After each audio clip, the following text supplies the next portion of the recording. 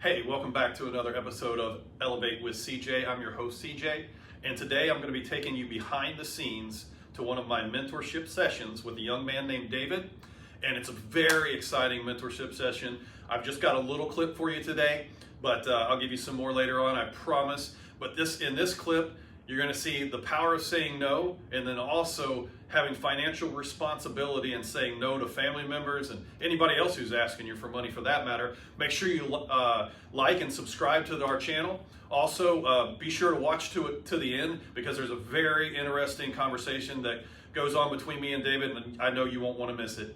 Thanks for being here. Let's dive in. Okay, and so what would the things, so what have you implemented in your life, if anything, on a daily basis to kind of remind you to focus on this discipline aspect of your life, or consistency? He said the power of saying no. The power of saying no? And that right there, I kind of struggle with. That's something I want to get better at, with the consistency part, because, every time, I guess, like, family again. Yep, they keep on asking. I mean, like, I'm starting to see, like, they keep on going to me whenever they struggle financially, so I got to start saying no to them. Like, I don't always, of course, I do have it, but I got to stop, giving money away so easily, and and some say they don't pay me back, which is the worst part. Yeah, and no. I'm like, dang. So like I said before, you don't lend money to friends and family. You give money to friends and family because otherwise it destroys the relationship. Right. You definitely got but a point. You're young and you're trying to reach some financial goals, and you're very, you've got some high aspects. But I mean, like, I understand your mom is sick and she needs medicine. I'm not telling you. I would never tell you not to take care of your mom on that aspect. Now your sister, on the other hand, you tell her to sell some of the handbags she bought. right. I'm just kidding.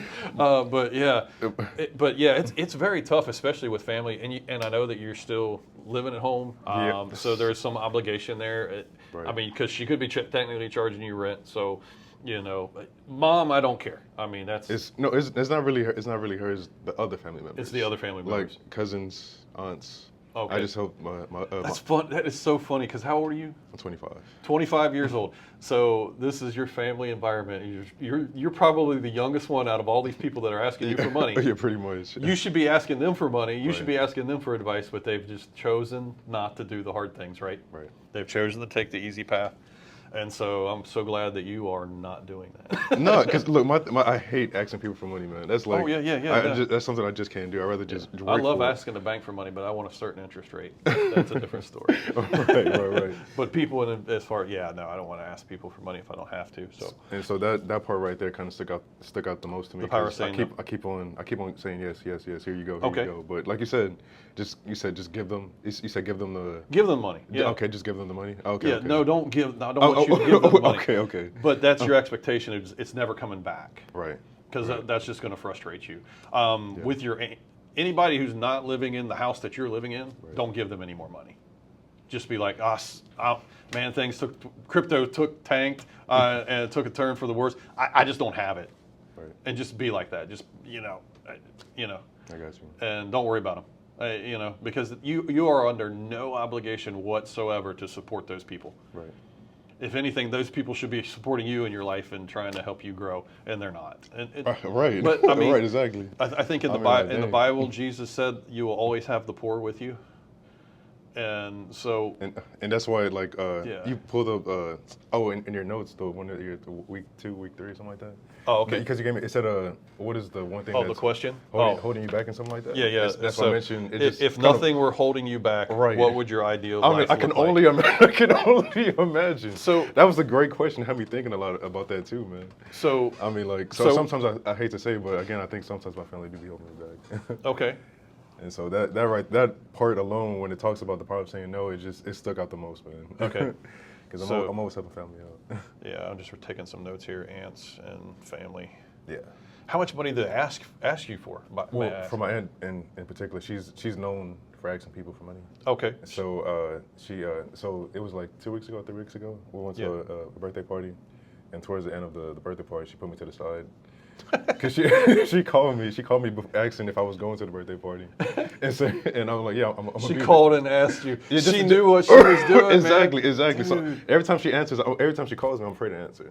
because I know she always needs You something. probably need to block her. Yeah, she always needs something. And again, Yeah. she's known for that. And so, so towards the end of the birthday party, again, she put me to the side and she said she need help paying the rent. Okay. And so her rent was like 13. I'm like, I hope you don't expect me to give you 1300. She wanted $1,300 for rent. Yes, exactly. I'm like, and and the rent was due that day. I'm like, oh, are you serious right now? Of course it is. Of course it is. So I mean, I was just thinking like, dang, what should I do? I mean, so I just gave her like $400 and $400. Yeah. And I think she asked my mom for I guess for a little bit more so she can pay the rent. Yeah. She asked her, I think $800. So when I was in the ministry, Yeah. when I had the church, we would always have people to come to the church and ask for money. All right. Yeah. So what I would do instead of giving them money, because if you give them the money, then they're just going to keep coming back and asking for more and more each time. Right. I would tell them, okay, well, I've got some things that need to be painted around the church. Lawn needs to be cut. Come on by. I'll meet you here Monday morning, Tuesday morning, whatever the day was. And the chairs all need to be wiped down, and floors need to be mopped. Needs to vacuum some of the classrooms. Mm-hmm. Guess what? Never had anybody come. I said, I'll pay you $20 an hour. You come do this. Nobody ever shows up Not even that. Wow. because they Jesus. want a handout. Yeah. All right. Right. So that's one of the lessons I learned in the ministry. The other thing was I had this lady call me up. So I ran a soup kitchen for a while and mainly catered to like heroin addicts, addicted to drugs, alcoholism, the people, homeless people. Right. And so I had this one lady call me up. She called me up on a Sunday night. It was like 8 o'clock. She did come to church that morning.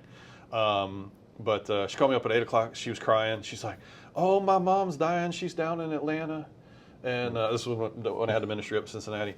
And she goes, my mom's dying. I need money for a bus ticket so I can get down there. I said, well, how much you need? She said, about $200. I said, no. I said, I'll come over and I'll pick you up. I'll be over in about 20 minutes, and I'll drive you to Atlanta to go see your mom because I don't have nothing but time, and I've got enough money to fill up the tank. And she shut up. She didn't know what to do because I called her out on her BS. Right. And I said, so I'll be over. I said, can you get your stuff together in 20 minutes? I said, I can just tell my wife and kids I'll be back in a couple of days. It's not a big deal, and I'll drive you down there. Mm-hmm. And she goes, no. Just give me the money. I don't want to waste your time. I said, no, it's not a big deal. I said, man, you can conversate while we're going down there. I might be able to help you out in other areas of your life. Man, click. She hung up the phone. Never saw her again.